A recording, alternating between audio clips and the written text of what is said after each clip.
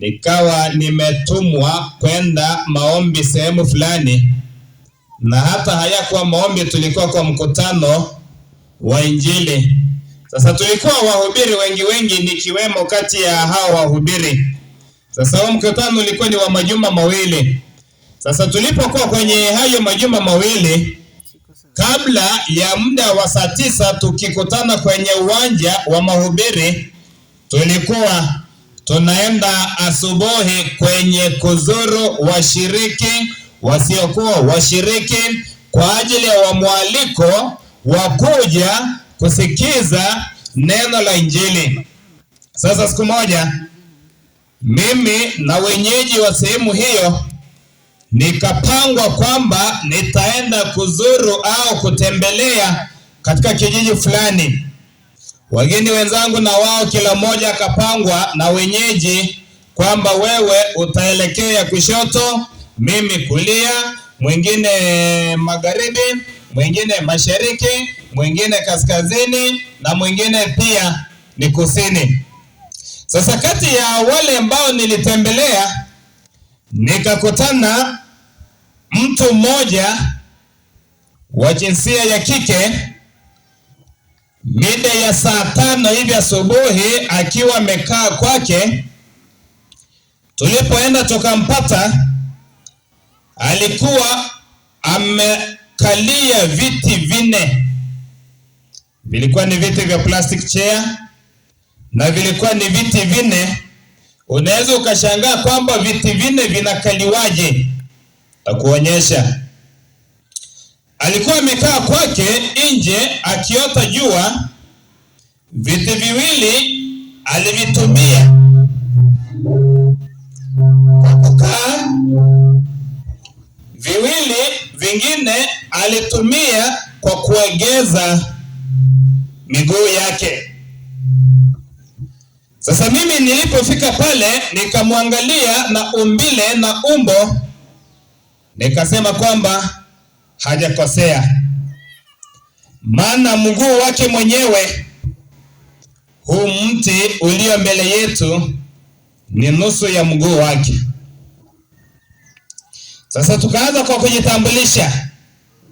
Wale wakajitambulisha kwa lugha yao, mimi nikisubiri nitambulishwe kwa lugha ambayo tutaelewana, nianze kumwambia lengo letu kuu kwenda kwake asubuhi hiyo ni lipi. Nikaanza kwa kujitambulisha, nikamsalimia. Baada ya kumsalimia, nikamwambia lengo letu kuu kwamba ni mwaliko kwa ajili ya mkutano wa Injili tuliokuwa nao katika eneo hilo lao. Akatuangalia wote kutoka juu mpaka chini, akatikisa kichwa. Halafu akatuambia hivi, mko na simu? Tukasema ndio. Akatuuliza hivi, angalia kwa simu zenu ni nani nilitembelea, nani niliandikia ujumbe kwamba aje hapa kwangu. Swali la kwanza likawa zito kwetu. Tukaendelea. Dakika za mwisho nikamwambia kwamba kubali basi tuombe tuondoke. Akaniuliza hili, wewe unayesema kwamba uniombe, vile unavyoniona hivi, ni shida gani ambayo niko nayo yenye unaweza ukaniombea? Si wewe kwanza ujiombee kwanza, kamwili kako kenyewe hakako. Kwa kweli nilipojiona na yeye mkono wake mmoja hivi angenishika kiuno auzungushe kwa mkono wake. Mguu wake wenyewe unazidi huo mti unono. Kasikia anaita watoto wake, fulani kuja, fulani kuja. Wakaja watoto 4. Tumesimama. Akasema hivi, kimbia mpaka pale kwa geti. Akakimbia, akafika, akarudi. Wewe nenda uchukue hiyo kitu uweke kichwani. Akaenda akachukua. Wewe ruka kwenda juu. Wote kila mmoja akampa kile alichomwambia. Akaniuliza, kwa hawa wanangu, ni nani mlemavu uliyeona hapa ambaye utaombea? Nikashindwa kumjibu. Akaniambia neno la mwisho, niliombewa kwa miaka 12 iliyopita. Sasa hivi maombi siyataki. Akaniambia subiri hapo kidogo nije. Tukasubiri tukiwa tunababaika, lakini jambo moja likatutia moyo. Kama atakuja kwa nyumba na silaha, labda turushe. Lakini kuja kufika karibu atufukuze, hiyo hata kama mimi ni mchofu wa kukimbia, hangenishika. Kwa sababu mwili wake wenyewe, ningefanya mikono hivi na nifanye hivi, mwili wake bado nisinge umaliza. Akaenda akaja na vitabu 4 ambavyo nitakutajia. Ya kwanza akaja akasema hii ni Biblia. Nilikuwa Mkristo. Kitabu hiki ni cha nyimbo, tena nyimbo zenu. Nilikuwa Mkristo. Malesoni haya yote nilikuwa nanunua, nasoma. Mwisho akamaliza na bahasha. Maombi yenu na kanisa sitaki, ondokeni mwende. Tukaondoka. Tunaomba. Baba yetu uliye mbinguni, jina lako liinuliwe. Mwanadamu ulituumba kwa sura yako, lakini shetani akaja akatudanganya. Tulipokuasi pale Edeni, mawasiliano, mahusiano yakatoweka kati yetu na wewe Yesu. Lakini haukukaa kimya, ukajitoa kwa ajili ya kuja kutufia pale msalabani, ili mawasiliano yetu yaweze kurudi jinsi yalivyokuwa hapo awali. Mchana wa sasa Yesu, kubali kushuka unene nasi, katika jina la Yesu tumeomba. Mada yetu kubwa ambayo inatuongoza katika mwaka huu inasema kwamba tumejikita katika maandiko matakatifu. Tumejikita katika maandiko matakatifu. Na hayo maandiko matakatifu ni Biblia. Biblia ndiyo tu kitabu kilichohalalishwa kuwa maandiko matakatifu kwa Wakristo. Kwa ndugu zetu wanaoamini Korani ni Korani, lakini mimi sina uzoefu pale. Maandiko matakatifu ni Biblia. Sasa katika hiyo mada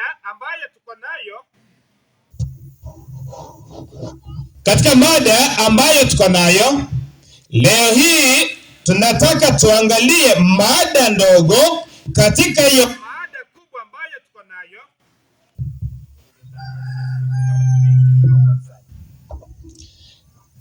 Mada kubwa ambayo tuko nayo, tuangalie mada ndogo ambayo tutakuwa nayo siku ya leo. Tuone kwamba ni nini ambacho Mungu anahitaji tuweze kukiona siku ya leo. Kwa wale ambao tunaandika, andika hivi: makosa mawili makubwa ya mwanadamu. Makosa mawili makubwa ya mwanadamu.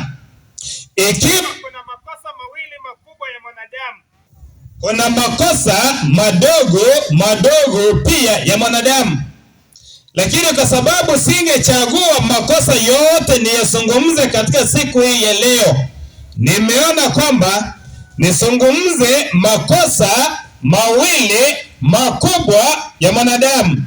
Na huyo mwanadamu ni mimi na wewe. Tuangalie makosa yetu makubwa ambayo Mungu akiyaona anafunika uso wake, ambayo tukiomba maombi yetu Mungu anayasikia, lakini anasema kwamba nitayasikia, nitayajibu, nitawatendea kwa sababu ya upendo wa Yesu Kristo aliyojitoa kwa hiari yake, akashuka pale duniani akaenda kuwafia.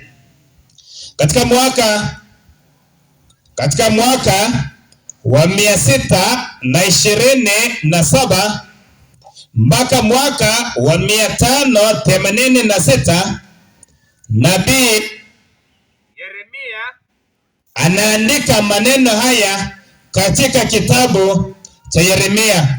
Na leo hii naomba nisome au nijenge mada yangu katika kitabu cha Yeremia. Itakuwa na vitabu vingine ambavyo vitakavyo ni support, lakini nitajenga katika kitabu cha Yeremia. Yeremia ni nani? Yeremia ni mmoja kati ya manabii walioitwa na Mungu ili waweze kupeleka ujumbe ule ambao Mungu alikusudia uweze kuwafikia wana wa Israeli na dunia nzima. Yeremia baba yake anaitwa Hilikia. Yeremia anaitwa akiwa kijana mdogo sana, kijana wa miaka 20, na anaitwa katika mwaka wa 627 katika mwaka wa 13 wa kutawala kwa mfalme Yosia. Hiyo miaka nimeisema sana isikuchanganye. Mwaka wa 627 mpaka mwaka wa 586 kitabu cha Yeremia kinaandikwa. Mungu anamuita Yeremia akiwa mtoto mdogo sana, kijana wa miaka 20, anamuita katika mwaka wa 627 wakati ambapo ulikuwa ni mwaka wa 13 wa kutawala wa mfalme Yosia. Hiyo miaka naamini umeipata. Kusudi alilomuitia Yeremia ni kwamba makusudi ya Mungu yaweze kutimilika katika taifa la Israeli na wanadamu wote waweze kupata Injili. Mungu akawa ameona yale ambayo mwanadamu ameyafanya, namna ambayo mwanadamu alikuwa amemwasi Mwenyezi Mungu, akamtuma nabii ili aweze kuleta ujumbe uweze kuwafikia wanadamu. Ni kosa gani ambalo mwanadamu alilolifanya? Mpaka leo hii tuko na mada ambayo nasema makosa mawili makubwa ya wanadamu. Juzi katika mfululizo wa vipindi vyetu tuliweza kuangalia kwamba Mungu alipomuumba mwanadamu, alipomuumba pale Edeni, anakuja anamtembelea, wanaasiliana mdomo kwa mdomo, sauti kwa sauti, sura kwa sura. Mwanadamu akamwasi Mungu. Alipomwasi Mungu, mwanadamu akaanza kufanya maamuzi yake mwenyewe. Kati ya yale maamuzi ambayo aliyoyafanya, mojawapo lilikuwa ni hili: alitaka ajitawale yeye mwenyewe kwa sheria zake, kwa maamuzi yake, kwa matakwa yake. Akasema kwamba maamuzi na sheria za Mwenyezi Mungu hizo zikae kando. Mwenyezi Mungu akawa kwamba hana faida kwa mwanadamu. Taifa la Israeli lililokuwa likiongozwa na Mwenyezi Mungu leo hii limeasi sheria za Mwenyezi Mungu. Leo hii limeasi matakwa ya Mwenyezi Mungu, wamejitengenezea maamuzi yao wenyewe. leo hii nabii Yeremia anatumwa, anaenda Yerusalemu ili aende akawaambie wana wa Israeli yale ambayo ni makusudi ya Mwenyezi Mungu. Wale wazee wa imani, najua kwamba mnafanya jambo ambalo mnalijua. Ni kitu gani ambacho walichokifanya? Ni kitu gani ambacho kilifanyika kilichokuwa kibaya zaidi?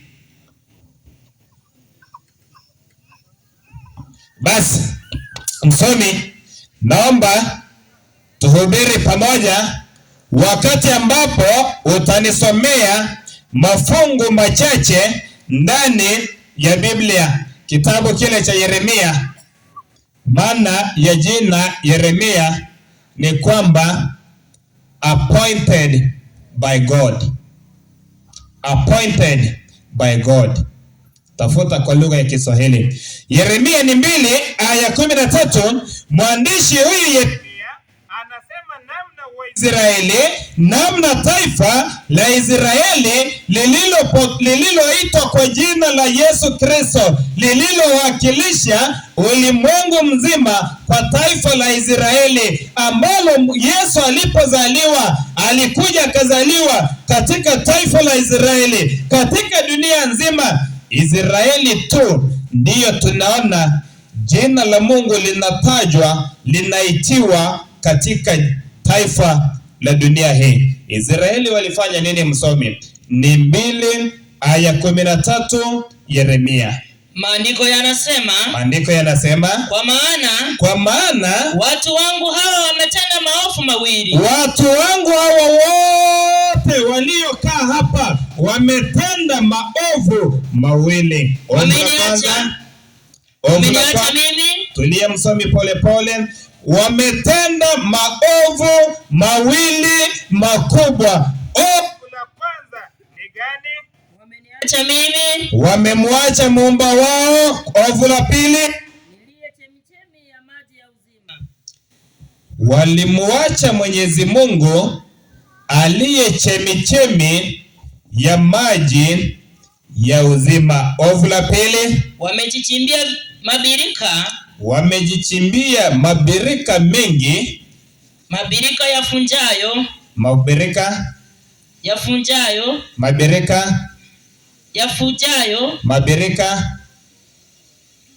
yasiyoweza maji. Wamejitengenezea mabirika yafanyayo nini msomi? Yafujayo.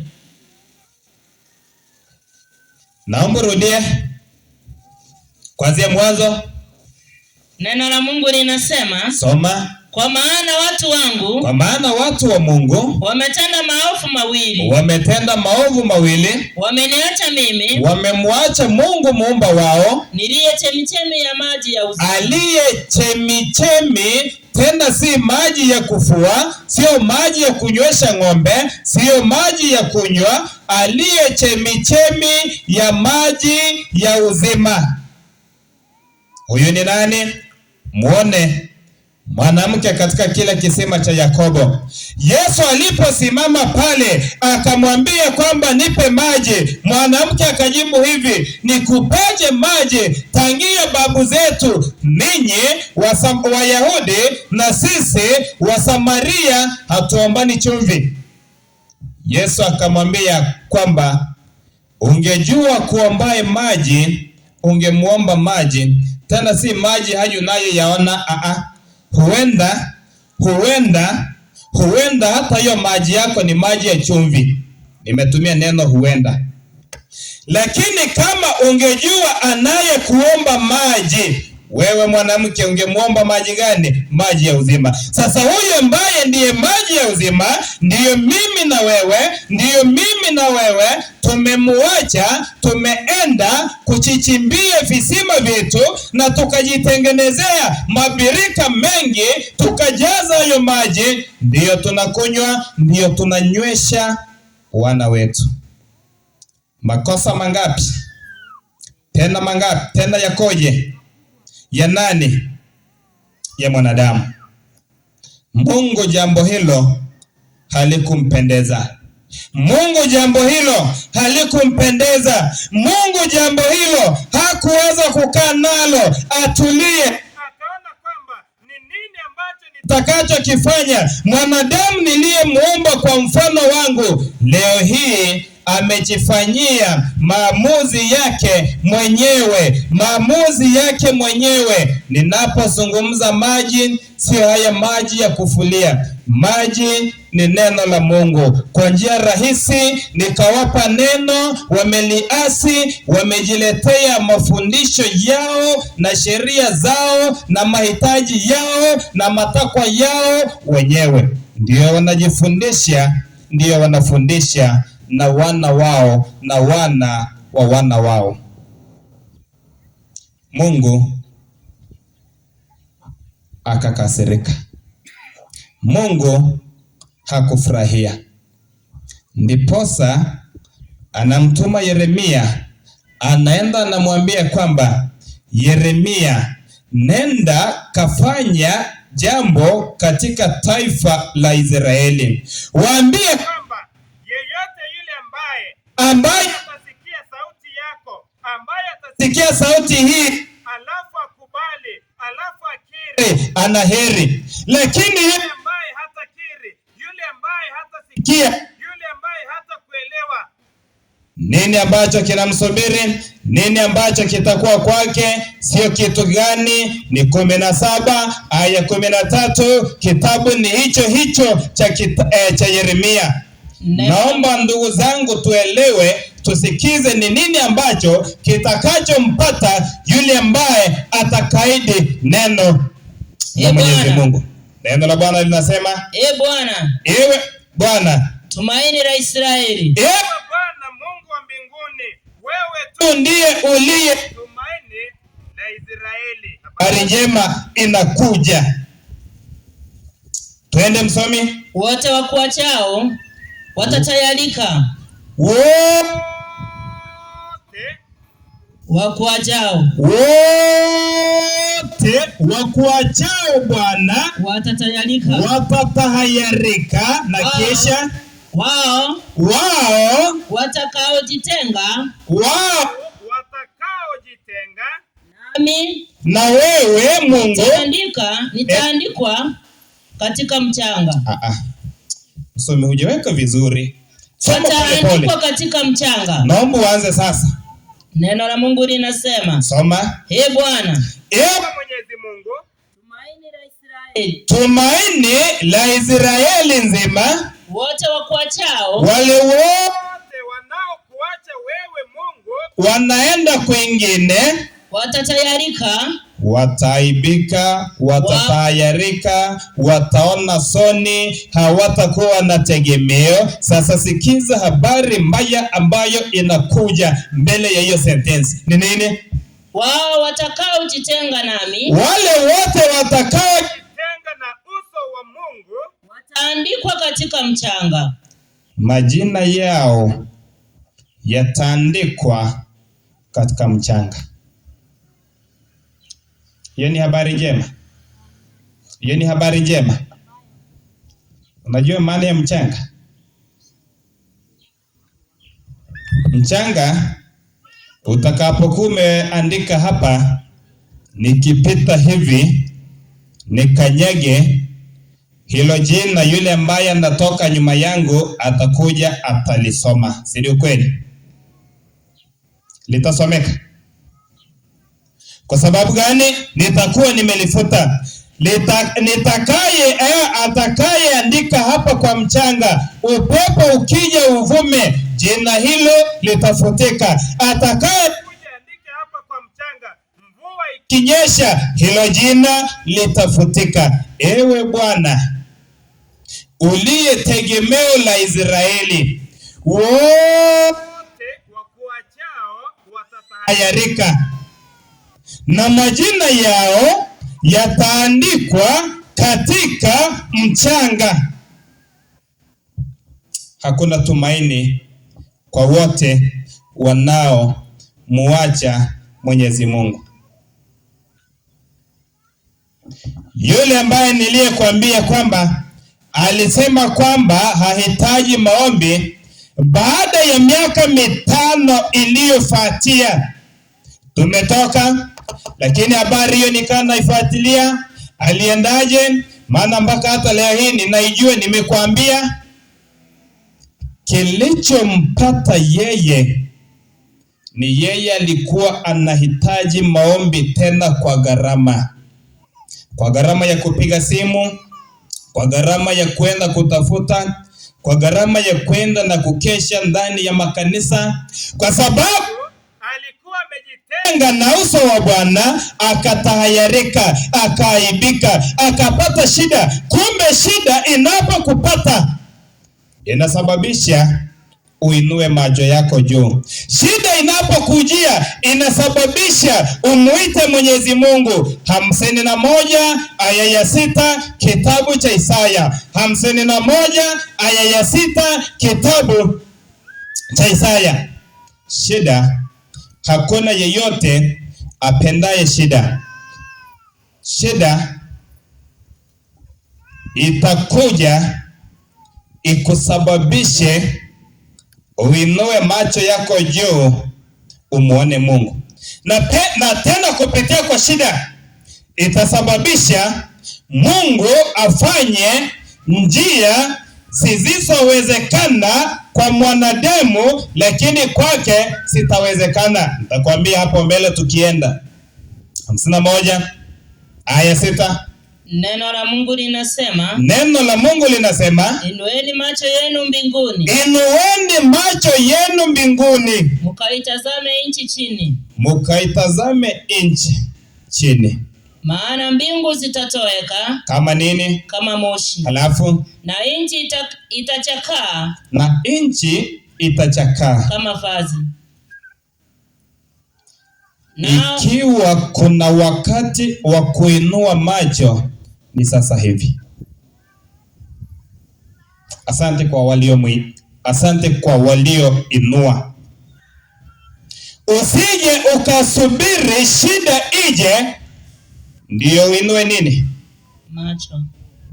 Shida inaweza ikakusababisha uinue macho. Kipindi cha wana wa Israeli wakati walifika katika jangwa la Sin, walipoumwa na nyoka, waliinua macho wakamtazama yule nyoka. Wapi? Aliyeinuliwa pale juu. Ikiwa kuna wakati wa kuinua macho ni sasa hivi, kwa sababu mbele yetu kuna kitu ambacho kinakuja ambacho sio haki. Kuna shida ambayo inakuja, kuna matatizo ambayo yanakuja, kuna taabu ambayo inakuja. Leo asubuhi ya tarehe 27. Ni 20 ngapi? Na 8. Nikawa napita kwenye mitandao, nikaona andiko fulani limeandikwa kwamba SDA in Uganda. Ikabidi niliangalia, na kumbe halikuwa ni andiko, lilikuwa ni andiko pamoja na maelezo. Hata wewe uliliona kama ni mpenzi wa mitandao. Ikaandikwa na ikasemekana na nikaisikia kwamba imetangazwa na utawala wa taifa jirani la Uganda kwamba kila Jumamosi ya mwisho wa mwezi. Ni siku gani, wapenzi wa mitandao? Ni siku gani? Kumbe sio kwamba ni mimi mwenyewe niliona.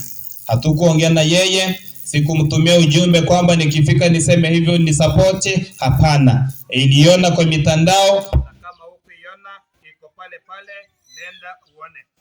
Sasa kiongozi akasema hivi, ikifika hiyo siku maofisi yote yafungwe, magari yote yawekwe chini, biashara zote ziwekwe chini. Kazi ni kufanya usafi, kanisa lote siku lifungwe. Duniani kote Uganda. Maana aliyesema ni kiongozi wa hilo taifa. Kama kuna wakati wa kuinua macho ni sasa hivi. 12 aya 3 kitabu cha Isaya. 12 aya 3 kitabu cha Isaya. Habari njema inakuja, habari ya ufalme wa mbinguni. Habari njema inakuja, habari ituleteayo wokovu. Inasema nini msomi? Neno la Mungu linasema, neno la Bwana linasema, basi sasa kwa furaha mtateka maji, kwa furaha mtateka maji katika visima vya wokovu, katika visima vya wokovu vinavyobubujika, maji ya wokovu na maji yaletayo tumaini. Kwa furaha mtafanya nini? Usiende pale umejikunyata kama mwenye umenyeshewa. Hapana. Amesema kwa nini? Ndio maana mwimbaji mmoja akasema hivi, kwa Yesu kuna raha, kwa Yesu kuna raha, kwa Yesu kuna raha. Kwa Yesu ni nini? Ni raha tele. Ndio maana Daudi anaandika, anasema kwamba alitembea akaenda Yerusalemu, akaenda popote, akakaa ndege, akaenda mahali popote, lakini hakufurahia. Ni sehemu moja tu aliyofurahia, alipoambiwa waende wapi? Alipoambiwa aende nyumbani mwa Bwana. Akafanya nini? Akafurahia na akatabasamu. Kwa furaha tutateka maji ya wokovu. Amina. Ni nani katika mkutano ambaye amesema kwamba nina kiu ya maji ya wokovu, na kwa sababu Kristo ndiye chemichemi ya maji ya wokovu, leo hii naomba niteke maji kwenye kisima kibubujikayo maji ya uzima, na huyu ambaye ndiye kisima ndiye tu anayeleta huo wokovu. Ikiwa kuna mmoja ambaye anasema hivi, yale maji ambayo niliyokuwa nimechichimbia, maji ambayo kumbe hayana wokovu, haya ambayo ukienywa bado kesho utakuwa na kiu, niache niweze kuteka maji ambayo yataondoa kiu ya maisha yangu, kiu ya familia yangu, kiu ya majirani zangu, kiu ya kanisa langu. Ikiwa kuna mtu wa aina hiyo, naomba usimame. Tulisema kwamba maji hayo sio maji haya ya kumwaga chini. Maji ni mafundisho potovu, ni mafundisho yasiyoambatana na neno la Mwenyezi Mungu chinzi alilolikusudia. Mwingine ataniuliza kwamba nina haja ya kuteka maji lakini sina chombo, nitateka namna gani? Usiwaze. Asante kwa wale ambao umesimama. Kubali niseme jambo hili. Madam Gladys, naomba uje nisaidie. Ni nani anasema hivi, Kristo wewe ndiwe chemichemi ya maji ya uzima, na leo hii naomba niteke maji katika kisima chako kile ambacho hakikauki, kwa sababu wewe ndiyo chemichemi. Ninywe maji yatowe kiu yangu ya maisha kuanzia leo mpaka ujio wa Yesu Kristo kwa njia ya ubatizo. Inua tu mkono. Amina. Kwa njia ya ubatizo ateke maji ya wokovu. Inua tu mkono mahali ulipo. Watu wote naomba mfunge macho. Mimi tu ndio nimeruhusiwa niangalie. Funga macho. Nikiona umefungua na chukua mchanga na kurushia kwa macho. Watu wote funga macho. Ni nani anasema kwamba Kristo wewe uliye chemichemi ya maji ya uzima, na ulisema kwamba yeyote ajaye kwako mpaka apitie kwa ubatizo. Na ubatizo hatubatizwi kwa uji, wala kwa chai, wala kwa maziwa, wala kwa nini, wala kwa soda, ni kwa maji. Sasa wewe uliye chemichemi ya maji ya uzima, naomba niweze kubatizwa kwa hiyo maji ya uzima. Inua mkono, hakuna mtu anayekuona, wote wamefunga macho. Inua mkono. Inua mkono. Inua mkono. Mungu wa mbinguni akubariki. Hata mimi nilikuwa nimefunga, sikukuona. Sasa kubali nimuite madam atuombee, aombe wote walioinua mikono. Nimesema fungua macho, tumemaliza. Aombe wote walioinua mikono kwa ajili ya ubatizo wa kiroho na ubatizo wa maji mengi, kwa sababu Kristo ndiye aliye chemichemi ya maji ya bubujikayo ya uzima. Kisha nitaomba kwa ajili ya kufunga mkutano. Karibu. Tuamini na tuombe. Mtakatifu, mtakatifu, mtakatifu, Baba yetu, tumekuja miguuni pako tukisema ni asante. Angalia, tumeweza kusikia neno yako kwamba wewe ni maji ya uzima. Mungu wetu, kubali watoto wako neno hili jinsi ambavyo limetoka lisiweze kurudi bure, bali liweze kujishindia yule utakaye. Kubali aweze kupokea ubatizo wa Roho, ubatizo wa maji, ili aweze kuitwa mtoto wako. Baba yetu, ni asante kwa maana umejitwalia sasa wana wako wanapokuwa wakiendelea kufanya mpango wa kusogea miguuni pako, waongoza na Roho wako Mtakatifu, wakereketa katika mioyo yao, wasiweze kupata amani, maana shetani naye yuko kazi. Anaposema niende, naye anamwambia bado hujamaliza na lile. Mungu, kubali Roho wako Mtakatifu awazogeze miguuni pako, ili siku ya leo waweze kujitoa wakisema, leo nimekubali kuitwa mtoto wa Mungu, nimekubali kupatizwa ndani ya maji mengi, nimekubali kuaibisha shetani ili niweze kuitwa mwana wa Mungu. Asante Baba kwa maana umesikia. Asante kwa wale ambao umejitwalia. Ni katika jina la Yesu tumeomba na kuamini. Yetu na Baba yetu mtakatifu, wewe ukiwa ndio chemichemi ya maji ya uzima, wote hawa Yesu tuko na kiu, lakini Baba tunaomba utunyweshe yale maji ambayo tukiyenywa tu hatuwezi tukawa na kiu tena. Si kwamba ni sisi tu Yesu, kubali kunywesha hata na familia zetu, kubali kunywesha na majirani, na katika mji huu wa Nguku Mahando Yesu, tunaomba kwamba uweze kupata hiyo tiba ambayo ndiyo maji ya bubujikayo, ambaye ndiye Yesu Kristo Mungu. Tunaomba kwamba uweze kutuonekania, na mwisho wa siku Yesu, tupige hatua kuelekea na kutazama katika msalaba wa Golgotha, maana pale ndipo asili tu ya wokovu wa mwanadamu. Katika jina la Yesu tumeomba. Amen. Mungu wa mbinguni atubariki.